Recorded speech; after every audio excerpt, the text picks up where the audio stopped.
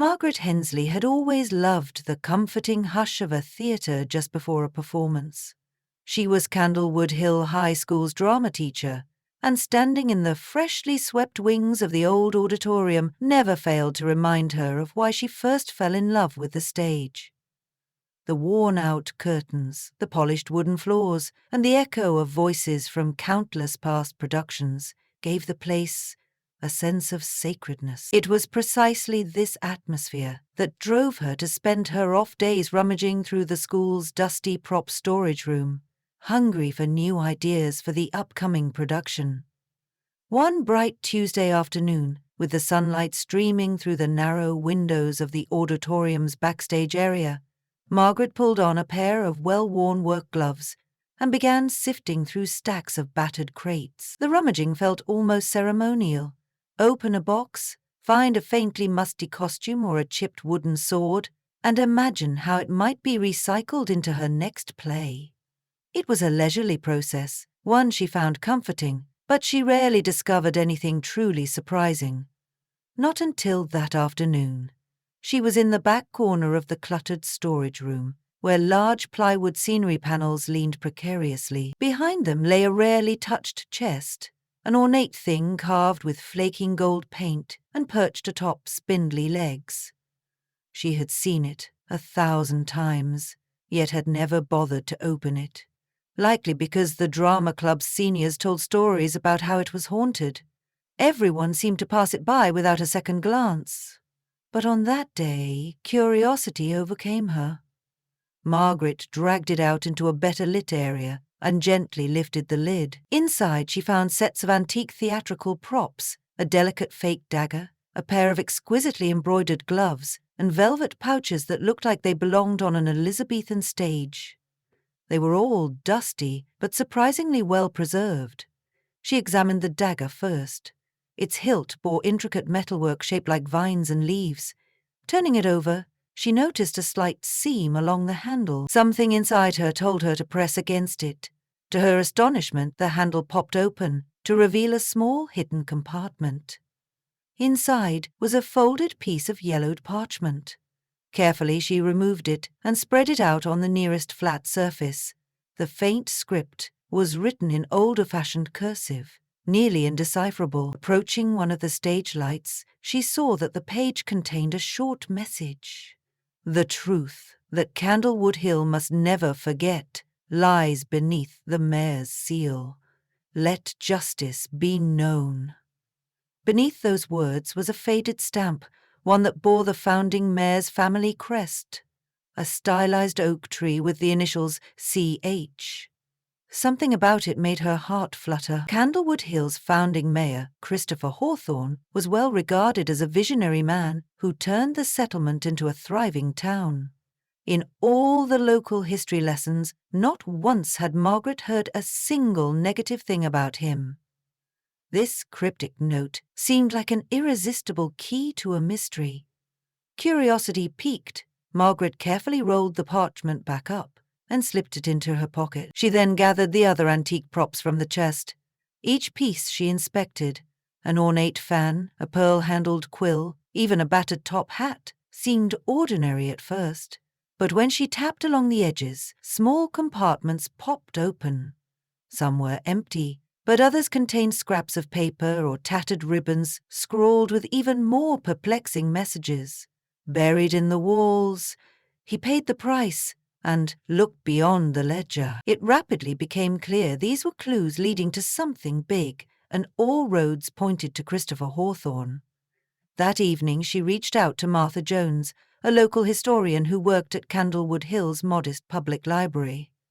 Known for her meticulous record-keeping, Martha was the sort of person you wanted on your side if you were going to uncover a centuries-old secret. They arranged to meet at the library after hours, in a cozy corner near the local history archives. "Do you telling me these props all have hidden notes that implicate Christopher Hawthorne in a secret scandal?" Martha asked, her voice hushed as if she expected the library's dusty shelves to be eavesdropping. She spread out the scraps of parchment on a wooden table. They both examined the archaic writing, scanning for any consistent thread. "It looks that way, Margaret replied. "I don't want to jump to conclusions, but these messages reference concealment and justice, and they all seem to point to him. It's odd. In all the accounts I've read, Christopher Hawthorne was a hero. No mention of controversies at all." Martha took off her reading glasses and chewed thoughtfully on the arm. Well, Candlewood Hill's founding documents mention that Hawthorne was a devoted philanthropist, but I suppose the official history could have glossed over something. Let me see what I can find in the archives about any controversies. If there's anything to do with a scandal, it might be hidden in old correspondence or financial ledgers from the period. Margaret nodded. "And I'll keep searching through those props. I still have a feeling I might have missed something. Who knows what else might be hidden in them?" By the time Margaret left the library, night had fallen over Candlewood Hill, and a soft glow from the historic street lamps lit her walk home. Normally, she would have been unsettled by the idea of exposing a revered figure, but her curiosity overshadowed any sense of guilt. Something about these cryptic clues felt urgent, as though the stage props had been speaking to her from across time, begging to be heard. The following day, Margaret decided to announce a short hiatus from drama rehearsals. She locked up her classroom and dedicated several hours to examining each prop meticulously. Some compartments were cleverly concealed within the handles, while others seemed sewn into the linings of fabric pieces. She documented each hidden message in a small notebook. They were all quite brief and hinted at a well-kept secret. Terms like embezzlement, forgery, and family fortune jumped out repeatedly. As she finished cataloguing the final piece, a battered old ledger with a hollowed-out centre, Margaret heard footsteps approaching. Her heart skipped a beat, but she forced herself to stay calm. The footsteps belonged to Principal Carter, a soft-spoken but dedicated educator who tried to stay out of the drama department's creative vortex unless something pressing arose. "I heard you cancelled the afternoon rehearsal. Is everything all right?" Principal Carter asked, stepping into the prop room, glancing round at the haphazard piles of old costumes and crates. Margaret hesitated, unsure if she should share the details. But Principal Carter was supportive of the arts. He also had a passion for Candlewood Hill's heritage. She decided to trust him. "I've found something, well, unexpected," she admitted, showing him one of the hidden compartments and the cryptic messages. Principal Carter's eyebrows rose. "That's remarkable. You think these date back to the founding era? And that they imply the mayor was involved in wrongdoing? Or someone was trying to accuse him of wrongdoing?" Margaret replied. "We don't have all the facts yet." He looked grave but intrigued. "Keep me posted on what you discover, but be cautious. Sometimes skeletons in the closet can cause upset, especially in a town proud of its founders." After he left, Margaret couldn't help thinking about the significance of these accusations. If Christopher Hawthorne truly embezzled funds or forged documents, it would topple one of Candlewood Hill's most cherished legends. That evening, she invited Martha over to her cozy bungalow.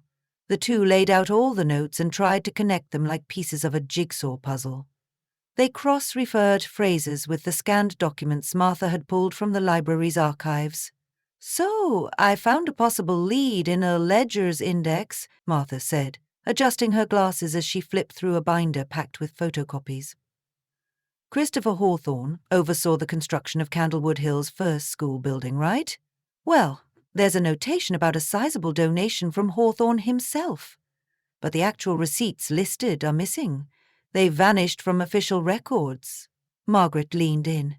"Vanished? That suggests they might have been deliberately removed." "It does," Martha said, her voice brimming with excitement. "And here's something else. An old rumor states that Hawthorne's personal brand was on a deposit box at the local bank. The deposit box was never accounted for after his death. Some say it held land deeds or valuables that were meant to go to the town, but the details are hazy." A sense of electrified determination settled between them. Margaret remembered one of the notes from the dagger's compartment. The truth that Candlewood Hill must never forget lies beneath the mayor's seal. If Hawthorne had hidden something valuable or incriminating in that deposit box, it could still be out there.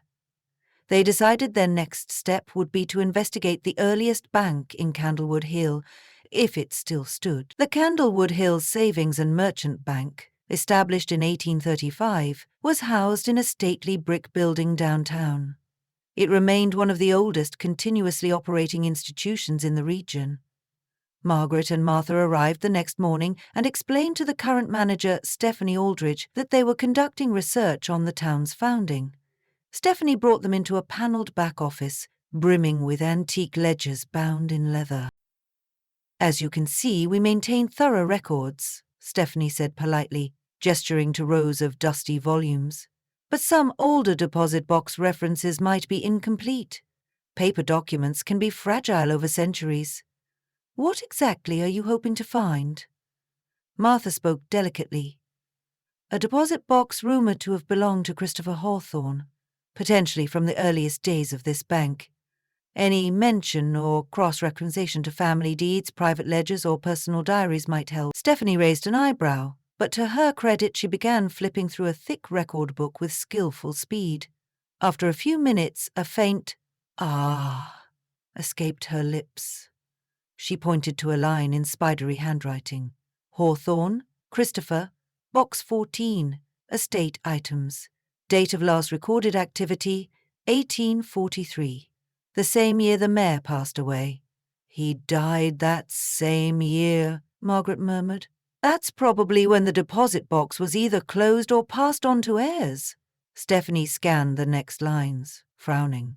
"It says here the box was never formally transferred to any heirs. Typically upon death, a deposit box is inventoried by the bank's trustees, and the contents are handed over to the executor of the estate. But the record ends abruptly. No signature, no date, nothing." Martha's eyes glistened. "So it's possible that box went unclaimed? Do we know if it's still somewhere in the building?" "That's the mystery," Stephanie said. "Technically, we still have deposit boxes in the old vault, though it's rarely opened, because it isn't used anymore. It's more historical cash than anything else. You're welcome to look, but I must accompany you." The vault was tucked in the basement, an imposing iron door behind a descending set of creaky steps. Margaret felt goosebumps rise as Stephanie turned a large key in the heavy lock. The door swung open, revealing rows of metal boxes nestled in the gloom. Using a flashlight, Stephanie quickly scanned the engraved numbers. It took a bit of trial and error, but they finally found Box 14. It bore no obvious sign of tampering, though rust ringed the hinges. With careful effort, Stephanie pried open the box, and inside they found a single dusty folder. The folder contained a few sheets of parchment, so old that the edges flaked at the slightest movement. Atop them lay a wax seal depicting an oak tree and the initials C.H. This was the mayor's seal. Margaret's pulse quickened. This was exactly the clue from the hidden note, beneath the mayor's seal. Stephanie placed the folder on a nearby wooden table while everyone hovered, hush falling over them. Inside were 2 documents. The first was a legal contract showing a massive fund withdrawal from the town's treasury, authorized by Mayor Hawthorne, under the guise of erecting a grand public library. The second was a letter, scrawled in the same old-fashioned cursive. "To those who uncover this truth, the funds for the public library were diverted to a personal expansion of Christopher Hawthorne's estate on Candlewood Hill's northern outskirts." The mayor forged documents to conceal this misappropriation, and the library was never built. While he presented a small community reading room to appease local citizens, the Grand Library's promised budget was used toward his personal gain. He believed no one would uncover this misdeed. Such was the scandal that some tried to expose through hidden messages in stage props. "Justice demands our history be honest." Elena Farnsworth, 1843. Margaret and Martha exchanged shocked looks. According to the letter, Christopher Hawthorne had committed the ultimate betrayal of the town's trust. He had essentially stolen money meant to enrich Candlewood Hill's intellectual future and funneled it into his private estate. "Is that possible?" whispered Martha. "It changes everything we know about him or about Candlewood Hill's founding." Stephanie shook her head in dismay. "History is more complicated than the nice stories we're taught. It seems your instincts were spot on." They carefully photographed every document, planning to show the evidence to the local historical society. As they locked the vault behind them, Margaret couldn't help thinking about how the truth had lain hidden for nearly 2 centuries. The ghostly stage props, each fitted with a secret message, were like a time capsule, ensuring that one day someone would expose the mayor's wrongdoing. Later that afternoon, Margaret and Martha visited the local historical society, housed in a quaint stone cottage near Candlewood Lake. The curator, Winifred Spencer, listened raptly to their findings. She examined the photos of the letter and the contract with a trembling hand. "I've spent decades touting the greatness of Mayor Hawthorne in our exhibits," she said. "Truthfully, I never questioned it. These records seem legitimate. We can carbon-date the paper, investigate the ledgers further. Yes, we must approach this carefully, but honestly, let's get to the bottom of it." News of a possible controversy involving Candlewood Hill's founding father circulated quietly but swiftly among the local officials and prominent families. Some residents were outraged at the mere suggestion of a scandal, while others were intrigued, commendably open to re-evaluating the town's cherished myths. Principal Carter encouraged Margaret not to release the information publicly until all the details were verified, to ensure no misinformation spread. While the local historical society began the process of authenticating and contextualizing the documents, Margaret got a phone call from Rachel Grover, a reporter for the Candlewood Hill Gazette. Word had reached her about the deposit box discovery. Nervous but knowing the truth needed to be told responsibly, Margaret agreed to speak, on the condition that the story not go to press until the Historical Society's verification was complete. Rachel understood and proposed an interview once the facts were indisputable. Back in her drama classroom, Margaret packed away the antique props that had started this entire journey. She couldn't help smiling at the thought that a handful of dusty stage objects had contained such potent secrets. She also thought about the original creators of those hidden compartments, undoubtedly townspeople, who suspected what Mayor Hawthorne had done. Perhaps they used theatre as a subtle platform to embed clues, hoping future generations would discover their covert accusations. Their voices had finally been heard. In the weeks that followed, Candlewood Hill found itself in the middle of an unexpected reckoning. As the Historical Society presented its findings, local genealogists confirmed Elena Farnsworth's identity as a seamstress and stage costumer who lived at the time. The diaries from her descendants suggested she had discovered the mayor's scheme and, along with several allies in the performing arts community, had tried to expose him by tucking messages into props used by local crowd-funded plays. But the mayor's influence prevailed, the library never materialized, and many of the conspirators either left town or kept silent as time went on. Now, with the evidence out in the open, the town's leadership had to decide how to handle Hawthorne's legacy. The first step was a public dialogue hosted at Candlewood Hill High School's auditorium. The same stage that had stored those cryptic props for so many years would become the platform for unveiling the truth. Chairs were set up in neat rows, and townspeople, some curious, some skeptical, some dismayed, filtered in to hear the Historical Society's presentation. Margaret sat in the front row next to Martha, feeling a swirl of anticipation. On stage, Winifred Spencer displayed images of the old documents and the letters. Chefs of local history crackled over the sound system as she explained that the established hero of Candlewood Hill had, in truth, arranged an enormous financial fraud. The hush that followed was palpable. Moments later, a few murmurs rose in the audience. Shock? Anger? Sadness? Confusion? Martha nudged Margaret gently. "I think you should speak," she said softly. Summoning her resolve, Margaret stood and took the microphone. She spoke briefly, but sincerely. "I know this is difficult to hear. We've all grown up with the story of Christopher Hawthorne as a shining example of civic virtue. But history is made by people, people who sometimes do wonderful things and sometimes do terrible things. Though he did shape our town, he wasn't perfect. No one is. But what we can do as a community is not bury the truth out of fear or discomfort. We can greet it honestly, learn from it, and resolve to do better.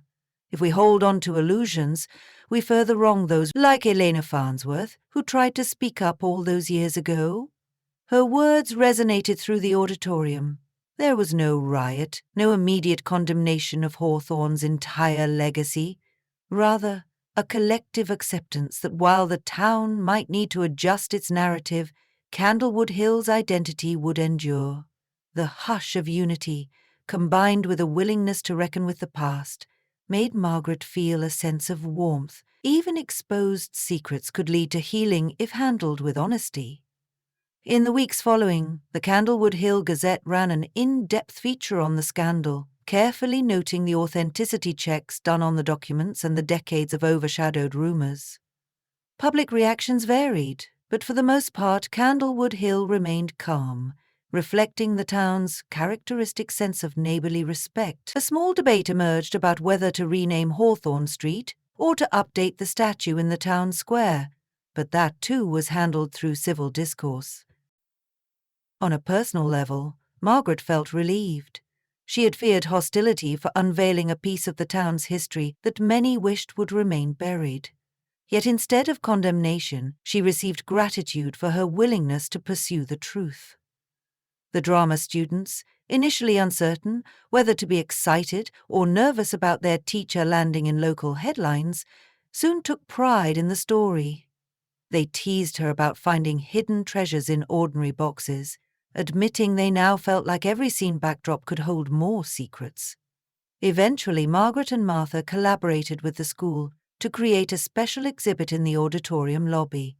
The exhibit displayed the antique props, explaining how each one contained hidden compartments with cryptic messages pointing to the scandal. The exhibit also featured copies of the newly discovered documents and a short tribute to Elena Farnsworth and her fellow conspirators, acknowledging the brave step they took in trying to expose corruption.